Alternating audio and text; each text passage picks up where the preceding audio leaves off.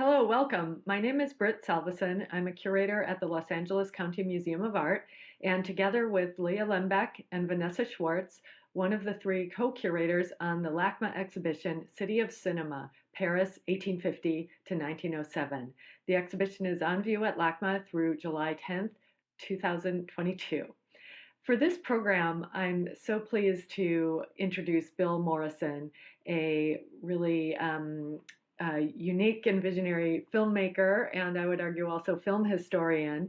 And specifically, we're going to be talking about his film Dawson City, Frozen Time from 2017, which for my co-curators and myself was a real reference point and inspiration as we thought about the earliest days of cinema, its status in visual culture, and the way it sort of became a worldwide a worldwide mode of entertainment and communication. Dawson City, Frozen Time is a film like no other, and it's in both its making, but also revelatory in its message and lessons. It's an exploration of a gold rush town in the Yukon, a town that's kind of shares a birthday almost with cinema itself. And it was the end of the line in many ways for film distribution in the silent era. Bill drew upon the 1978 rediscovery of hundreds of silent film reels that had been kind of used as infill in a disused swimming pool behind the town's rec center. And those survivors, of course, are only a fraction of the numbers of films that made their way there at the time in the silent era, but were completely lost to us. So there are a lot of different narrative threads and narrative strategies in the exhibition. But just to launch in from the jumping off point of our exhibition at LACMA, our title, City of Cinema, sort of plays on the expectation that Hollywood and Los Angeles is the city of cinema. We're positing Paris as an origin point, but as I watched your film, I started to think that Dawson City is also a city of cinema. Could you talk about the connections between Dawson City and Hollywood that you uncovered? Sure. First of all, Dawson City was also famously known as the Paris of the North. Shortly after all the gold miners came there and created sort of this luxurious gambling dance hall village, in one of the first outposts of electricity for hundreds, if not thousands of miles. It became known as the Paris of the North because you could get anything you could imagine was available there, of course, for a price. Um, it early on became, as you mentioned, it sort of shares a birth year with commercial cinema. I guess you could say that the town began in 1897, but in 1898 is when it really became this boom town of 40,000 settlers, um, and very shortly thereafter, if not 1899, as people were bringing in different forms of entertainment, cinema was certainly one of the early ones, and it would always be an itinerant projectionist who would bring a certain number of reels with them, and then would book in one theater, and depending on the exclusivity, would book in another. And we even uncovered some instances where projectionists would book in two different theaters and create some sort of acrimony. Uh, but it wasn't until, say, 1910, or you had 1911 and 12, when there was in fact a circuit that was built up that included Dawson City as a part of a silent film distribution chain. Of course, it was a lot cheaper to show a film than it was to hire a live actor, and live actors would often get trapped there if they could make their way there. And there was many different theaters, and cinema became a functional way of filling houses on the cheap, and uh, people drank it up. It was also a way of seeing the rest of the world and sort of exploring what life outside the Yukon was and keeping up with the times. Um, there was a bunch of different crossovers with Hollywood that we found. There was actors who made their way there, and uh, there was scandals that found their way, onto the front pages of the Yukon News, uh, and a bunch of those things interlaced with the Dawson City News. When I was talking about exhibition, and early exhibition played a big role in Dawson City, um, in I believe sort of informing how Hollywood would present films and how films could be distributed in the future. Um, and that began really with Alex Pantages. And when he and Klondike Kate set up shop in what became the Orpheum, um, they began booking silent films there, and that became sort of a business model for what could be done elsewhere. And so one of the early spectators at one of their exhibits was a young Sid Grauman, who was a newsboy there, and no doubt was inspired by seeing how film played to an audience, and the ease of which it could be distributed, and what having a chain of theaters could mean. So the Pantages and Grauman became Hollywood legendary names, and both of whom got their start in Dawson City as businessmen. Um, I think one of the more incredible coincidences was the story of William Desmond Taylor, who was a timekeeper on one of the big rigs that was pulling up gold.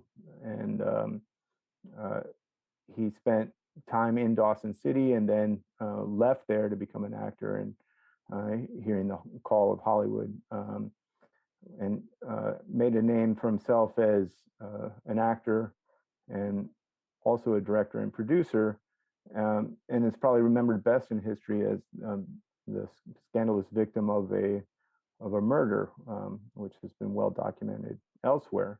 But of course, it made the Dawson Daily News as a former Yukon citizen, now involved in a scandal, and of course, the interest in his pictures picked up in Dawson City as well as elsewhere after that. And we also make reference to Robert Service, the poet who lived in Dawson City, and it was there that he wrote The Trail of '98, and which again became a big film in 1928, and one in which played at Grauman's Chinese. So a bunch of Hollywood references. Yes, those names are very much part of film history, and it's amazing to think of those origins. And you're also referring to a number of cinemas in Dawson City itself. Our exhibition kind of goes up to that point of the development of purpose built movie theaters. So just a few years later, we've arrived at the point where a small-ish community can support a number of purpose-built exhibition places for film history. Could you say a little bit more about what film meant to a place like Dawson City? You've already said a little bit about the business side and the entrepreneurial side, but how about for the audiences? Well, I mean, first of all, you have to remember that it was dark for half the year, and cold, and that uh, this the cinema became like a primary form of entertainment. Everyone would go, and at different times there was 4 and maybe even 5 different places you could see a movie in town. They would uh, have a different program almost every night. So you can, just by doing the math, there's hundreds of different titles that are coming through that town every week. So it's really a cinema crazed town. And I would say that everybody had to be at the movie as much as they could, or as much as they could afford. it was also a captive audience without a lot else going on, um, geographically, obviously, and it was, as I said, dark and cold. There was stories of trappers and miners coming in, um, from out of town and soaking up everything that was in the cinemas in a week, and then going back out feeling like they had basically caught themselves up with what was going on out in the rest of the world. Um, but it was also a place of a social gathering, and some of the uh, accounts I've heard about how silent film was projected back then, and this isn't something we would necessarily assume, but that everybody would read the intertitles in unison, and they so they're, especially the children, would all speak it out loud together, and allowing the younger ones to finish. And so this was a part of community building, part of learning how a population could read together, and it's sort of a beautiful image, this community experience. Yeah, those are the kind of on the ground or kind of lived experience details that don't always make it into academic histories, or as time progresses, there's a chance that those kinds of that texture gets lost. But I think your film brings it back, and you tell so many different stories about film history, but also about the history of the 20th century, much of which a history that we know largely through film and photography.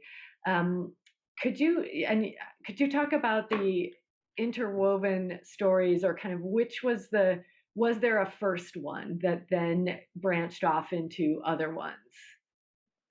Well, it was a story that I was aware of for a long time.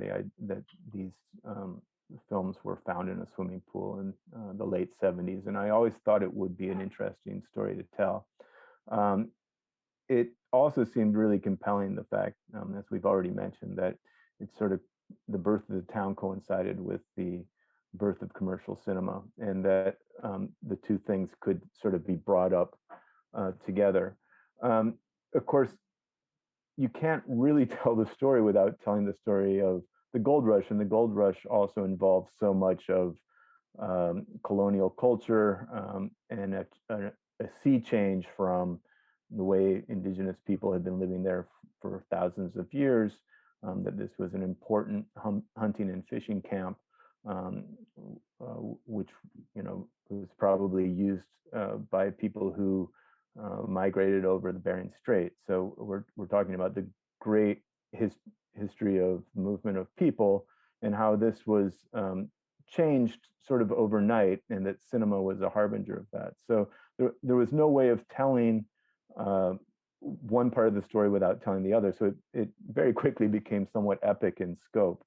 And then that the piece of history that that particular part of cinema captured was also at a crossroads for us socially, between the rise of the big corporations and the strength of the worker, and of unions. And so that was captured quite evocatively in a lot of the newsreels, and also in some of the narratives of the pictures. So that seemed to also be something to examine. It was which direction would the human race take now that we had arrived at this point.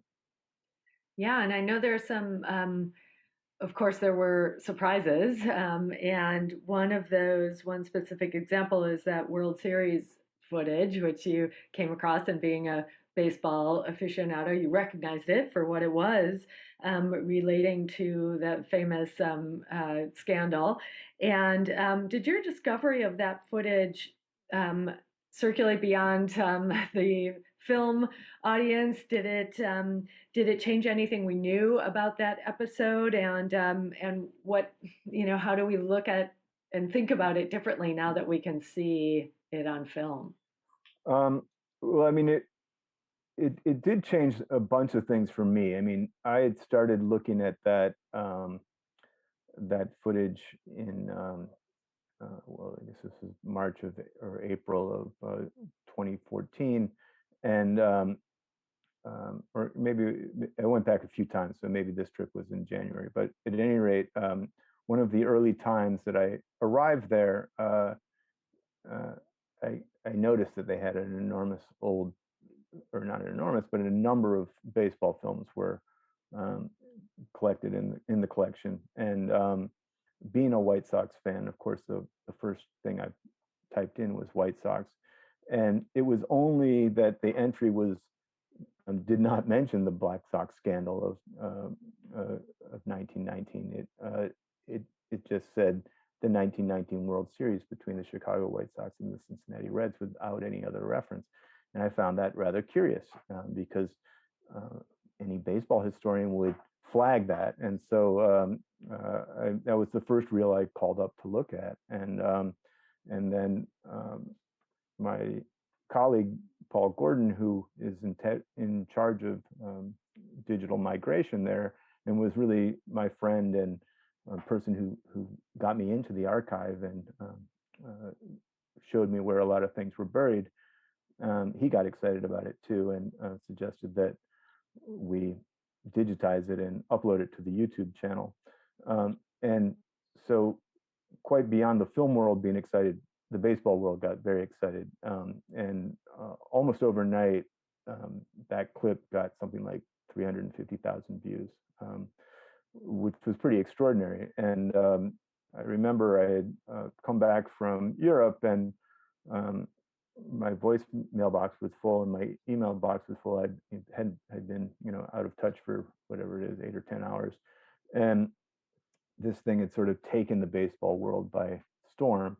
And what I think was most exciting about it is that it, rather than showing something that wasn't already known, it clearly illustrated, or it made visible court documents, actual testimony that had been used to describe the game that nobody knew that there was an actual visual that corresponded to it, which is just kind of mind-boggling in terms of the coincidence that was involved there. Because of course, if this is just a news item documenting a World Series and not an expose on a scandal, as it was, the idea that certain plays within a certain inning that were chosen for this edit, that would then make it onto this newsreel that then would go out into the world and then would find its way into a swimming pool to be preserved, is just the chances are just,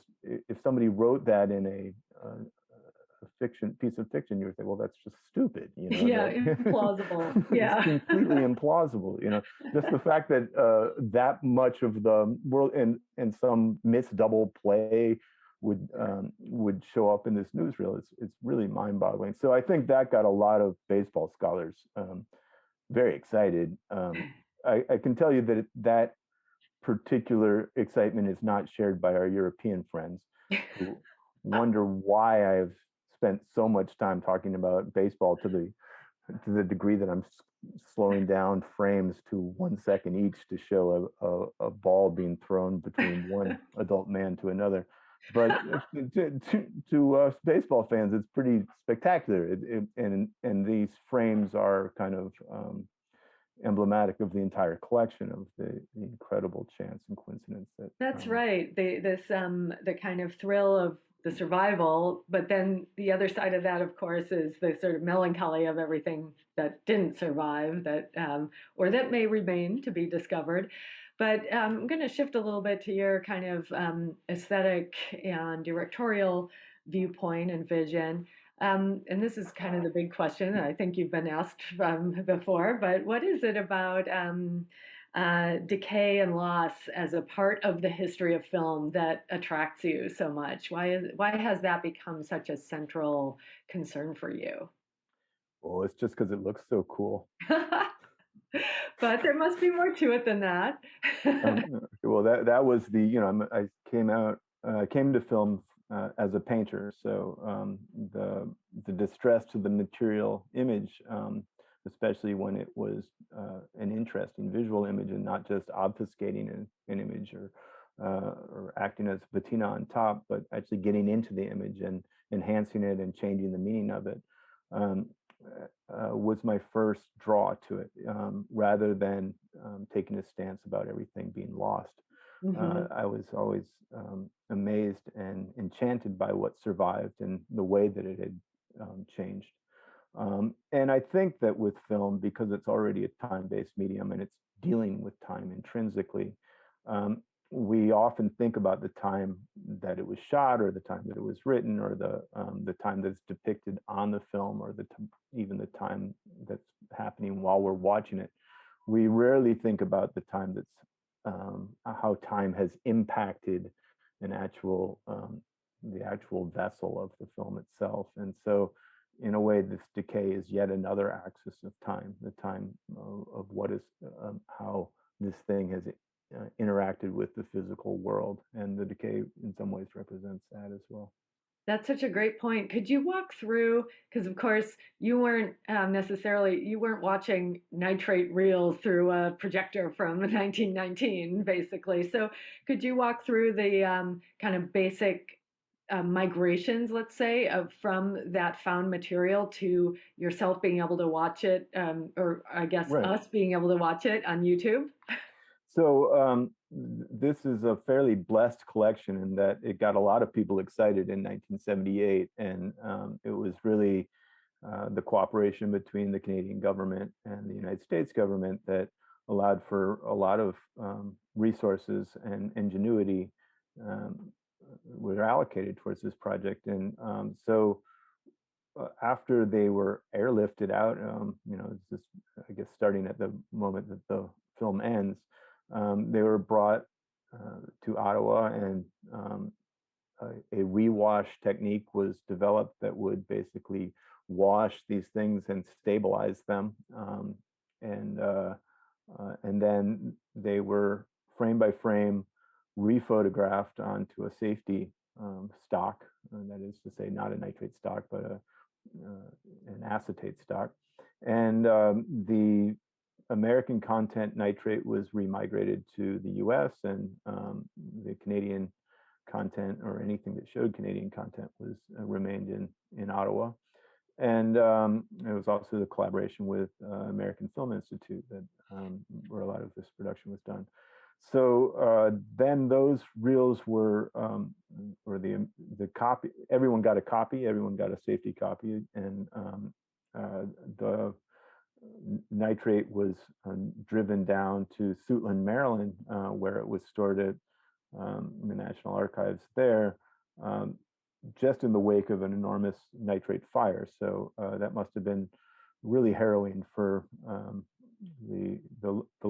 Library of the Library and Archives Canada people, or the National Archives in Canada, to be bringing precious nitrate cargo that had been buried for years under permafrost, and now bringing it to a above land archive uh, that had recently experienced a nitrate fire weeks before, two actually within a calendar year. So it also begs the question. Uh, Maybe sometimes these things are safer underground or undersea. But to get back to your question, so then a copy was made. This is back in before we had high def. A standard def video copy was made, and there were DVDs that were eventually made that were used for archival purposes. For my purposes, I had access to the reference prints that were at the Library and Archives Canada, and I would go there and peruse a database and choose the films that I thought would be pertinent just by their title or by their description. And then it would take 24 hours for those to come out of cold storage and to warm up. And then I would look at them on a flatbed. And if I was really cooking, I could maybe get through 20 a day. But I had to rewind them all, and I had to do all my notes, and it was taking a long time. And I was basically paying for my hotel room and restaurants and stuff to be there without a grant at this point. So I was wondering how long or how many trips I could do this, and how long it was going to take. But luckily technology really caught up, and Paul Gordon told me that they'd be installing a 4K Kineta scanner or Scanity scanner in at Library and Archives Canada later that year. and at which point everything could be scanned at 4K without using the perfs. All these optical printers, and we're using perforation holes to advance the film, which is somewhat violent. Whereas the new scanners, it just sits on a flat surface and advances without any damage to the original. Did they use the safety film copies for that on the flat? Mostly they did. In some cases, they would go back and scan the nitrate for me. So I have there's a few clips that appear more amber or sepia in the film, and those are the original nitrate. And it should be noted that the nitrate just has, of course, it's an original source, so there's no comparing anything to a generation that's earlier, but also it has just very fine detail, even compared to today's imaging standards. There was perhaps higher silver content, or the nitrate base could hold more silver. It certainly was more transparent than acetate, so the lights would appear lighter. They would glow more. And also in nitrate, you didn't have internegatives or interpositives. You just had the original camera negative that was cut and then a print that came out of it. So virtually any nitrate print you see is only one generation removed from the original camera negative. So at that point, I could start shipping 12 terabyte drives to Ottawa and just say, okay, I want all these films. And in the end, I had all the newsreels and most of the narrative films that I thought could advance my story. Well, that leads me perfectly to my next question, which is how you used fiction and nonfiction, if you will, the newsreels or the actualities, along with clips from the fiction films to tell your stories. How did you arrive at that, and was it kind of is it kind of a break of convention with documentaries or kind of compilation films? It might be. I don't know. I mean, I didn't think of it that way. I thought that because all these films were buried in the permafrost for 50 years, and they all came from the collection, that they were all documents and they were equal and they were all fair game. And that Dawson City was a film that had really conjured itself and represented itself for cinema since its very beginning. When some of the very first newsreels were shot there. There's the Edison film Poker in Dawson City, which is one of the first fiction films to mention any city by name, let alone this city. And it was constantly presenting itself as this romantic place where people endured incredible hardship for sometimes unattainable rewards, and then there was all the riches and splendors and ruin that came with that. So that was very much baked in the city's DNA. It was an incredibly well mediated city over the years, and I just thought that for that reason, narrative film could do just as good a job of creating this sort of romantic story that Dawson City was telling itself and telling the world, as could any newsreel. And there's also the question of whether a newsreel is any more real than a narrative film. Exactly. There's And certainly. yeah, and I love the expressive aspects of it too. That's one of the things that it does to kind of toggle between the newsreel footage and the fiction footage is, raise those very questions about how carefully framed or spontaneous any one of those genres that we call genres might have been. But again, they were both tickled by this decay, and they were both shot on film and saved on film, and therefore how they interfaced with the physical world, and was a great democratizing agent, if you will. And since you didn't often have all three reels of a three-reel film, for instance, there was really, no question of reconstituting it in a pure state. So I can see how everything kind of becomes a document. Another really fascinating and uh, um, impressive aspect of your storytelling is that you didn't use conventional voiceover and talking heads and such. Could you talk about how you manage that, and as a director, editor, of course, how you kind of made sure all the storylines were advancing without being able to just stop and talk it out? Yeah. Well, I hope I did. There were a lot Definitely. of storylines, and I do ask a lot of the viewer to read that all. But it was important to me that there wasn't some authoritative voice saying, this is how it was. I wanted it to be a story that you told yourself within your own head, and that was somehow a link to silent film, and that on top of that, when sound and because it was silent is why it was disposable, is why it was put into the ground. It was the advent of the talkies, and when you do hear sync sound film, that it's somewhat shocking, and it breaks you from that reverie, and you realize that you are being talked to and told what to think, and that you're no longer with these ruminations that you've had for the last 60 or 90 minutes, associations that you made that there might not have been space for had there been a talking head or a narrator. So it was very much in deference to the head of silent film, the head that you would have while watching a silent film, but also a way to communicate the information that wouldn't be distracting. I thought that you could live with the images without cutting away from them.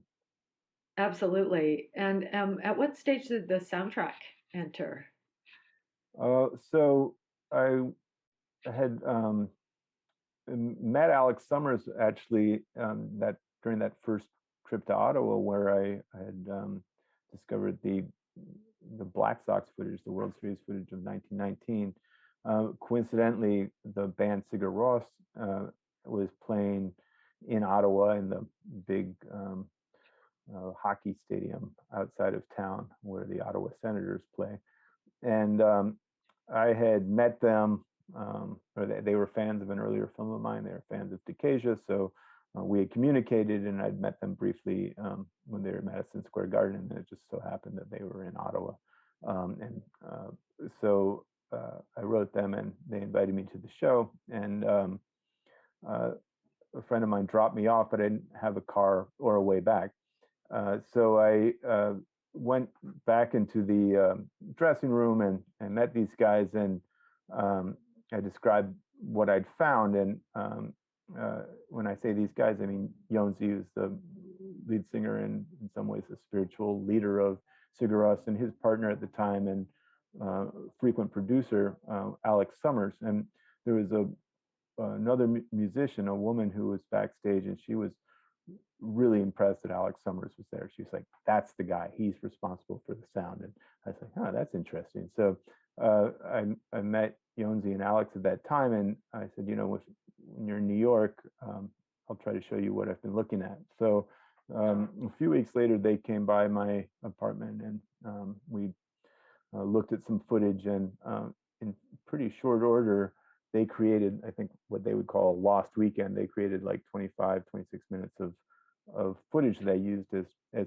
temp soundtrack, and it was, you'll hear some of the same things that ended up in the film were created then. And they also had made a record together in 2009 called Rice Boy Sleeps, and so I used that CD also as temp track. And when I got to the end of the CD and end of the 24 minutes that they'd made for me, or 25 minutes they'd made for me, I would just repeat it again, and I would create chapters based on those track lengths. And eventually, when it came time to actually make the soundtrack, I gave that to Alex, and I said, "So it's time to wipe all this clean and start over again."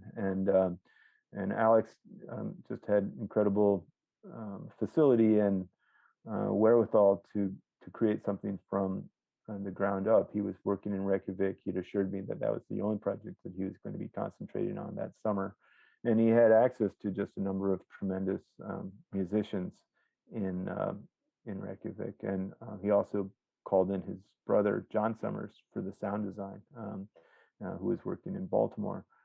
So I was in New York, and Alex was in Reykjavik, and John was in Baltimore, and we would exchange edits and then temp tracks, and I would respond to what I liked and what I didn't like, and eventually we sort of figured out the sound that I was going for based on the things that I liked, and we moved forward from there.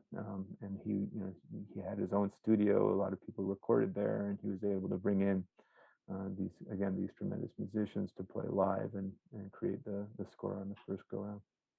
It's an amazing instance, or even you were all kind of the focus group for what you just said earlier about allowing the images to kind of resonate in the mind, and to accrue meaning without explanation. And obviously that was part of what was happening with the soundtrack and with the response to the original material. Yeah, I think Alex really was moved by the materiality and the distress to the footage. He came to my work from Decasia, so again, he was first interested in like what we were talking about earlier, this physical deterioration, and I think he really approached it with a sense of wonder. You mentioned to me in an email that you had done a kind of a supercut of French newsreels to include in the French DVD release of Dawson City Frozen Time. Any special treasures or scandals in there? Well, there's some,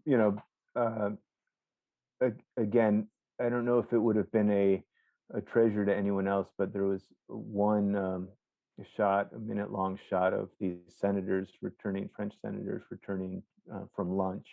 You can imagine they've had a long lunch and maybe a little wine, and the footage is decaying, or the emulsion is peeling off. So there's spots that are white, and then a top hat appears and a guy appears. And it's a long line of French senators returning from lunch. And it just is one of my favorite scenes, not because of what it depicts historically necessarily, but what it does optically. I just think it's quite amazing. And then there's, other wonderful clips that sort of depict what was happening in early 20th century day-to-day life. There's an escape artist and a guy on a bicycle and this sort of thing. So in terms of time travel, it's wonderful. But I guess just you asked which my favorite shot would be. It would be those senators returning from lunch. Yeah, it sounds great. Well, the I guess the classic final question: what have you been working on lately? Okay.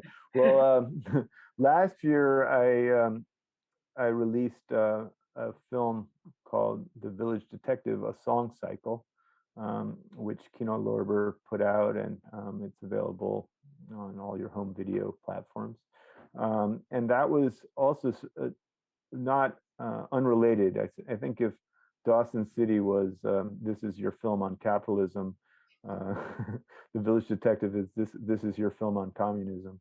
It's about four reels of a Soviet era film that were found at the bottom and the middle of the Atlantic Ocean in I guess in 2016, and a friend of mine alerted me to those, and it turned out to be the four reels of not a lost film, but a pretty well-known Soviet detective film, which we translate as The Village Detective, but starred an aging star of Soviet and Russian cinema, Mikhail Zharov. And so I went down a rabbit hole of examining his filmography and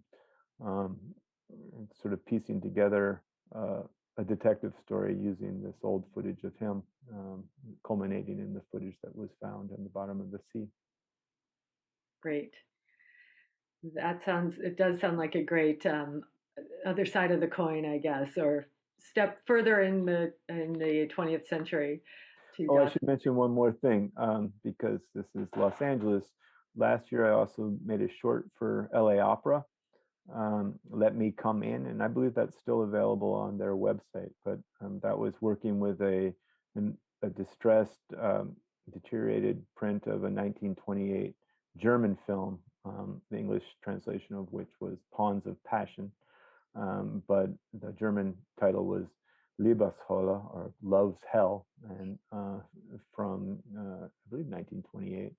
And I stretch printed that and edited it to composition by the composer David Lang, and LA Opera and Angel Blue performed it, and it was part of their sort of COVID release of short operatic pieces available on their website. So if you're interested, check that one out. Wonderful. Thank you. And thank you so much for taking the time to have this conversation and to share your film with our audience in connection with the exhibition City of Cinema. Bill, it's been just great talking with you, and thank you so much. Oh, thank you, Britt, and thank you, Vanessa, uh, for liking my film and thinking it's appropriate for your exhibition. I hope to see it. Great. Yes, I hope so too.